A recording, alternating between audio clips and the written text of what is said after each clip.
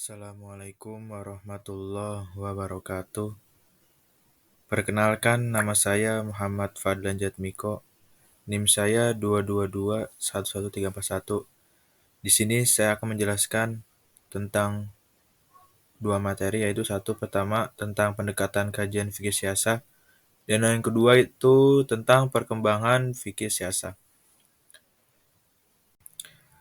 Pengertian kajian fikih siasah. Pengertian fikih siasah terdiri dari dua kata, fikih dan siasah.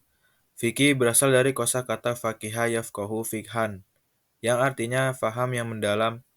Siasah berasal dari kata sasa yasus siasatan yang berarti memimpin, mengurus dan mengembala. Misalnya, siasatul amru sasan. Artinya ia mengatur urusan untuk kebaikannya. Menurut Abdul Wahab Khalaf, beliau wafat tahun 1357 Hijriah.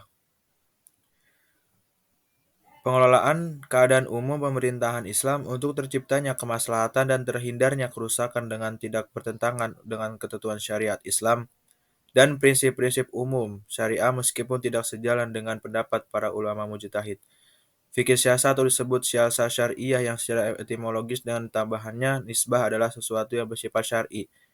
Menurut Abdurrahman Taj, hukum-hukum yang dan upaya hukum yang mengatur kepentingan umat dalam urusan eksekutif, legislatif, dan yudikatif, serta hubungannya dengan menetapkan segala persoalan pemerintahan atau imamah, ujara, dan kontrak sosial, persoalan administrasi dan kepegawaian, serta persoalan hubungan internasional dalam kaitannya dengan kepentingan umat. Selanjutnya, tentang keterkaitan kajian fikih siasah.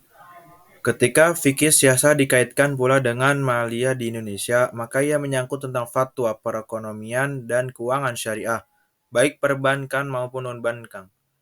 Namun, ketika fikih siasah membicarakan dauliyah, maka Ibnu Taimiyah, beliau wafat tahun 728 Hijriah, membagi dua unsur, yaitu yang pertama, bergabungnya ilmu dan menulis atau kemampuan membaca dan administrasi.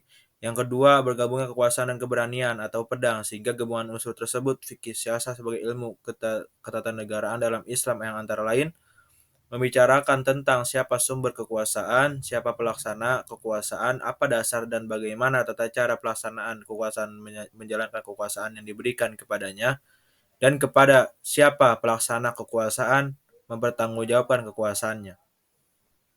Dalam kepustakaan politik Islam dikenal tiga jenis hukumnya, yaitu hukum syariat, yaitu yang pertama hukum yang langsung ditetapkan oleh Allah Subhanahu wa taala dan Rasulnya dalam Al-Qur'an dan hadis. Yang kedua, produk ijtihad para ulama terhadap dalil syariat yang dikenal dengan fikih. Yang ketiga, hasil pemahaman umaro atau pemerintah terhadap dalil syariat yang disebut dengan siasah syariah dalam membentuk peraturan perundang-undangan atau hukum qanun. Selanjutnya, sumber dan ruang lingkup fikih siasah. Pertama, fikih siasah adalah bagian dari fikih. Fikih siasah sebagai sebuah disiplin ilmu mempunyai sumber dalam pengkajian. Sumber fikih siasah ada tiga bagian, yaitu yang pertama Al-Quran dan Al-Sunnah. Yang kedua, sumber-sumber tertulis selain Al-Quran dan Al-Sunnah. Yang ketiga, peninggalan kaum muslimin terdahulu. Selanjutnya, menurut Ahmad Sukarja, bahwa sumber kajian fikih siasah berasal dari manusia itu sendiri dan lingkungannya, seperti pandangan para pakar politik, uruf dan tahu kebiasaan masyarakat yang bersangkutan, adat istiadat setempat, pengalaman masa lalu, dan aturan-aturan yang pernah dibuat sebelumnya. Selanjutnya, metode yang digunakan fikih siasah. Metode yang digunakan untuk mempelajari fikih siasah adalah metode usul fikih. Yang artinya yang antara lain, yang pertama kias istihan, masalah mursalah, istihab, satjariyah, dan uruf, yang terangkum dalam kajian ilmu usul fikih serta kaidah-kaidah fikih. Yang kedua, misalnya berijtihad dalam hal maslahat yang dilakukan oleh Khalifah Abu Bakar dengan menunjukkan Umar ibn Khattab sebagai penggantinya. Yang ketiga, ijtihad Khalifah Umar dengan memilih 6 orang sahabat sebagai tim senior untuk bermusyawarah guna memilih Utsman bin Affan sebagai penggantinya. Yang keempat, ijtihad Khalifah Utsman menerapkan azan yang kedua kalinya untuk sholat fardu Jumat. Yang kelima, ijtihad Ali bin Abi Thalib membakar kelompok Rafidhah. Perkembangan fikih siasah. Menurut Munawir Syajali terbagi menjadi tiga. Yang pertama, era klasik mendukung sistem monarki dan memuji Mustasim sebagai khalifah yang adil dan bijaksana. Yang kedua, pertengahan Periode ini ditandai dengan hancurnya dinasti Abbasiyah di tangan tentara Mongol pada tahun 1158 Masehi. Yang ketiga, era kontemporer. Periode ini ditandai dengan penjajahan bangsa Barat kepada umat Islam dan merasa mengembangkan politik dan pengaruh kebudayaan mereka yang sekuler. Dalam bukunya Islam dan Tata Cara Negara, beliau mengatakan berawal dari politik yang diterapkan oleh Nabi Muhammad SAW di Madinah, beliau menjalankan dua fungsi sekaligus, yaitu sebagai utusan Allah dan sebagai kepala negara yang mengatur kepentingan umat berdasarkan wahyu selama 10 tahun kenabiannya, yaitu sejak 622 sampai 632 Masehi. Ia menolak juga bentuk oligarki, yaitu pemerintahan yang berada di tangan kelompok kecil yang orang kaya. Begitu demokrasi, yaitu negara diperintah langsung seluruh warga negara.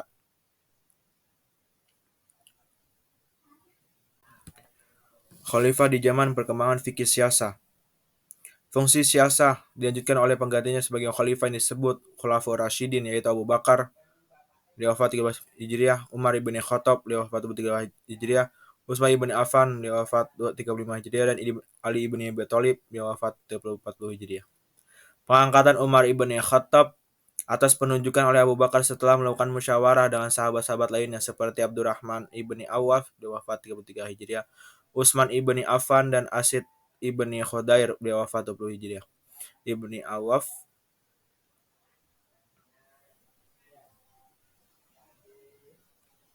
Pemilih Utsman ibni Affan atas pilihan 6 orang sahabat senior, yaitu Ali bin Abi Thalib, Abdurrahman Ar-Rahman ibni Awf, Talha ibni Ubaidillah, beliau wafat 36 Hijriah, Jubair ibni Awam, beliau wafat 36 Hijriah, Sa'ad ibni Abi Waqqas, beliau wafat 55 Hijriah, serta Abdullah ibni Umar, beliau wafat 73 Hijriah. Ali bin Abi Thalib dibaiat oleh para pemberontak yang membunuh Utsman setelah sahabat senior seperti Talha ibni Ubaidillah, Jubair ibni Awam, dan Sa'ad ibni Abi Waqqas tidak bersedia dibaiat. Ali bin Abi Thalib bersedia dibaiat setelah sahabat seniornya berada di membaiatnya.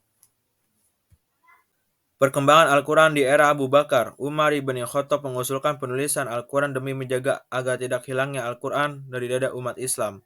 Disetujui oleh Abu Bakar, namun setelah Abu Bakar bisa diyakinkan ditunjukkan pada masa Khalifah Utsman bin Ibn Affan sebagai hasil ijtihad tugasnya.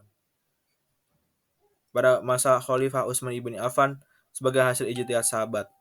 Dalam hal suksesi di pemerintah, Umar ibn Khattab dilantik di Madinah setelah menerima wasiat penunjukan oleh Abu Bakar, namun pengukuhannya setelah melalui masyurah damniyah atau syura secara implicit tersebut, yaitu hasil kesepakatan para sahabat dalam menyetujui orang-orang yang dipilih oleh Abu Bakar. Perkembangan pada zaman Khalifah Umar ibn Khattab.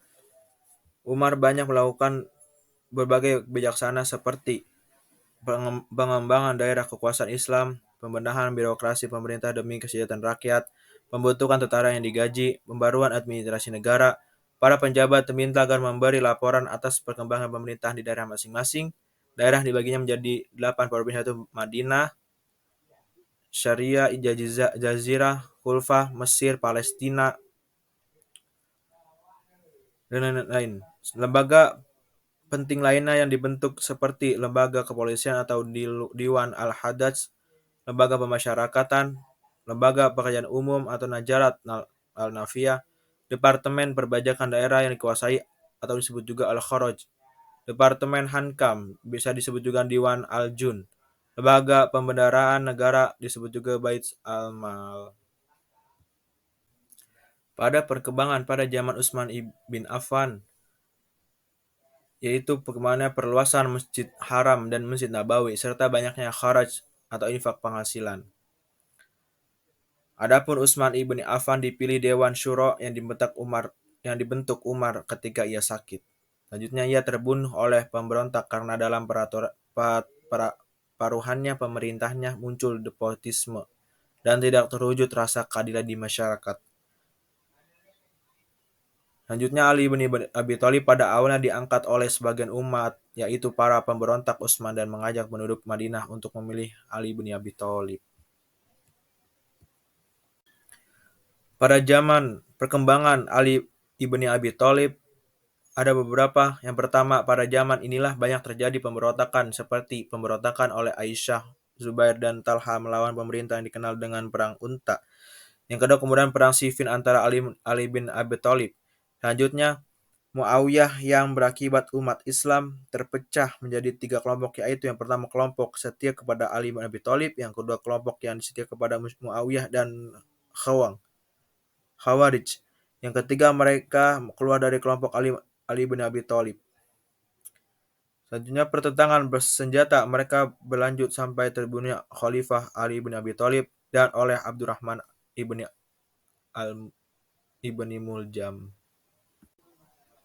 Selanjutnya, terima kasih. Wassalamualaikum warahmatullahi wabarakatuh.